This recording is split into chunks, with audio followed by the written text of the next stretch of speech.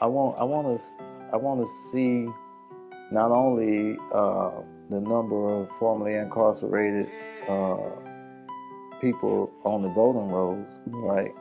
actually voting. I want to see formerly incarcerated people on the ballot. That's right. I want to see a ballot initiative in Mississippi that allows for both of those things to happen.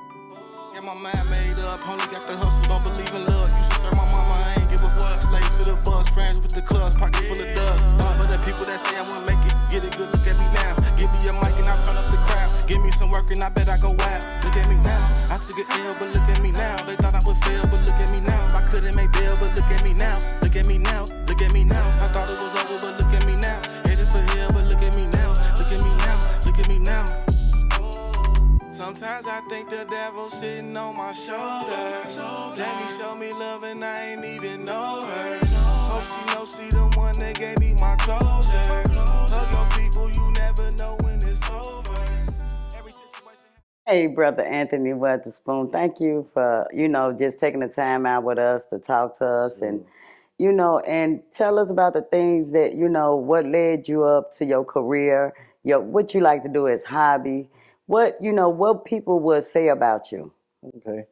Well, first, Gladys, let me just say this, my hometown. Thank you for coming to Magnolia, Mississippi. I'm small city, but I'm proud of it. I cheer for Magnolia like it's New Orleans or New York or somewhere, All right? right, now. So I was born and raised here. It's a small town, and this is on the Louisiana border, Pike County, Mississippi. So we like in between Jackson and New Orleans, like an hour and 15 minutes north is Jackson, an hour and 15 minutes south is New Orleans. And so this is where I was born and raised, small town. So, but it's in a kind of in the middle of a corridor where, you know, we have activities, Uh-huh.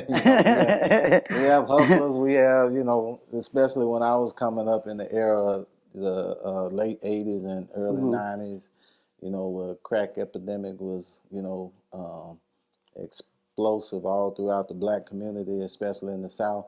We're sitting right here in between Jackson, New Orleans. Wow. You got Baton Rouge, an hour and 15 minutes away. So, small town, but it was, a place where, you had things happening like that. But I was born and raised in a household where my father was a politician, a minister, pastor, and a businessman, right? My mother, she was church-going woman, so they raised me the right way. Don't get me wrong. That's why I always tell people, parents can do all they can, but it's up to that child once they leave home, to make utilize that, right, and Right. make good judgment. And so sometimes, as young people, we're impressionable, and we don't always make the right decisions. Even though I tried to, do a lot to do the right thing, that peer pressure, sometimes I would Yes, it succumb to it, is. right? So, long story short, I never was the type to go for bad, but I did get involved in street life, selling drugs and things like that. Everything that, um, you know, um, that I could have done wrong in terms of getting in trouble, I was Right. doing it, being an impressionable teenager. So um, I used to like to do music. Oh, That was my hobby. We have a okay. mutual friend, Smoke D, right? Yes, Freddie yes. Southwell, right? Former member of UGK. Right. We did time together. But I was like Smoke. I was into music myself. Okay. Well, a lot of people don't know it. Pike County, this is the home of Brandy and Ray J. Snoop Yeah. parents live right around the corner from where we are right now. So Wow. me, Snoop, and Daz, with the dog pound, we used to hang out Yes. during the summers. This is the hometown of Bo Diddley. Hmm. Um, I mean, you could name several William Brothers, the gospel group. So music was my passion. It's kind of in the water around here. Yes, it is. And so I was into hip hop. So I used to do a lot of the tracks, used to rap, everything like that. But the street life got me caught up. Yes. And I ended up. There was an incident where at the club got into a shootout. With some guys, and one succumbed to the, you know, died as a result. Right. And even though I fought a case on self-defense, the jury came back with a manslaughter decision. And so I ended up being sentenced to 20 years, 5 years suspended, 15 to serve under the old law. Okay, the 50% See, you know law. what I mean when I Yes, say the the old law. 50% law. See, Yes. you got to be old school. No. So under the 50% law, I would have served a maximum on that 15-year sentence of 7.5 years. So I made parole after serving 6 years. While I was doing those 6 years, that's when I met Smoke D, and we did music actually from the inside. So that was my passion. Was music. But another passion of mine has always been is helping people. Yes. Even when I was in the streets, like I said, I never went for bad. I ain't take no stuff, but I never went bad. So yeah. So that's kind of what kept me on the path. Being raised by God-fearing parents and having that innate spirit to just help others and things like that. Yeah, that kind of got me to where I am now. So I want you to elaborate a little bit when you was inside. Well, I know you say you did music, and what else did you do when you was in there? I mean, what type of environment you was in?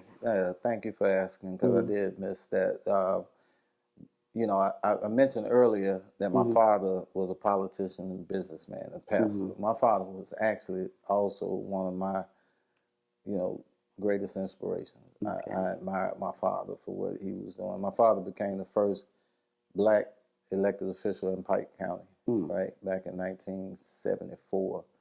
It was like shortly after, the Voting Rights Act passed in 65. That mandated, the redistricting. Redistricting didn't occur until, the census of 1970, right? So he was one of the first around here to even run in a district that was, a black person could be elected, so it was early on. So I was, really impressed by his courage and his independence by, being in his own business, having his own car dealership and raising us, without working for anybody. He was a hustler. So I was inspired by him. So when I got convicted, it kind of hurt him and it hurt me because, I was supposed to have been the one that he passed the torch to. Right. Now I got a conviction. I'm like, okay, can I even run for office? Can I even be that lawyer, politician that, he probably wanted me to be, and I actually wanted that for myself. So yes. But while I was incarcerated, I started working in the law library. Okay. And I actually in Rankin County, and I actually started studying the law for myself, but also helping others file appeals. In there, and so that became my passion too. Okay. Utilizing the law to help, in some cases we had to do it to fight the system.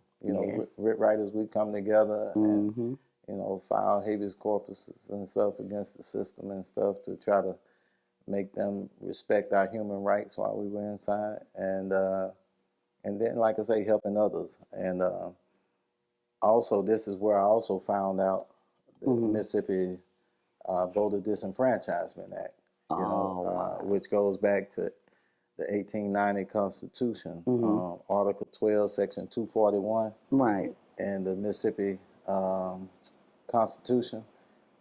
They actually itemized the different felonies that disenfranchise you from your voting rights. Wow. So, like I said, knowing that my father brought me up understanding the importance of civic engagement, yes. I wanted to know if I still had my voting rights. Okay. So I looked at the law, and my charge was manslaughter. So what they did, they itemized the different felonies that would Right. disenfranchise you. So, for instance, murder was a disenfranchising felony, Yeah. but manslaughter wasn't listed. Rape was a disenfranchising felony, but aggravated assault wasn't listed.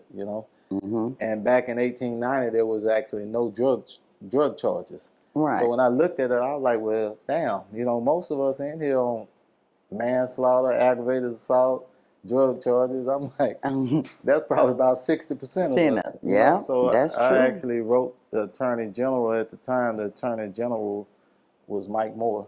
I wrote his office, and I was like, I don't see manslaughter listed Right. in this Article 12, Section 241. So do I still have the right to vote? And his office responded back and said, yeah, you've interpreted that right correctly, and we would advise you to write a letter to your circuit clerk and ask for an absentee ballot and exercise your right to vote by absentee. And so that's what I did. And I actually received a ballot, an absentee ballot, while I was in prison. And I voted from prison. And then once I saw that it worked, I spread the word, throughout the building and throughout the zone and eventually throughout the, whole compound. And we got together and organized amongst the gangsters, vice lords, the Muslims, the Christians, Stones. We just got together and started, registering, educating people on their right to vote and registering people to vote and sending off. We had a templated letter that they could send to their circuit clerk to get the absentee ballot back, And so we did this, and this was like 1996.